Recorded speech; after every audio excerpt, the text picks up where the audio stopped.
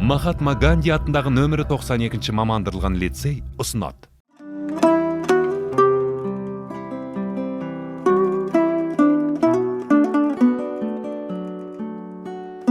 Абай атамыздың 175 жылдық мерейтойына орай ұйымдастырылып отырған эстафетаны қабыл алып ары қарай жалғастырдым.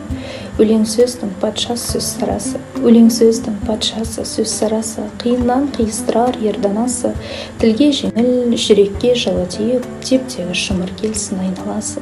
Бөтен сөзбен былғанса ел арасы, бұл ақынның білімсіз бейшарасы, айтушы мен тыңдаушы көбі надан, бұл жұрттың сөз танымас бір парасы. Абай атамыздың бұл өлеңі арқылы өлеңге, әнге үлкен өнер ретінде қарағандығы, сол өнерді өзі бағалап, өзгеге бағалатқандығы туралы кеңінен насихатталады. Өлеңнің ішіндегі шоқтығы биік дүние жаңағы аз мақаммен, аз жаңағы сөзбен терең мағынаны беретіндігі туралы насихатталады. Мәселен, өлеңнің іші ғана емес, сырты да сұлу болу керек екендігін келесі шумақтардан білеміз.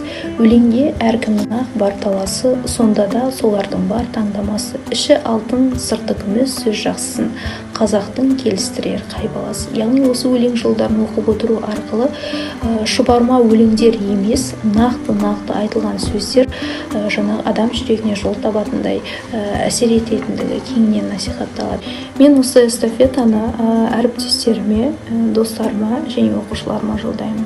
Қабыл алыңыздар.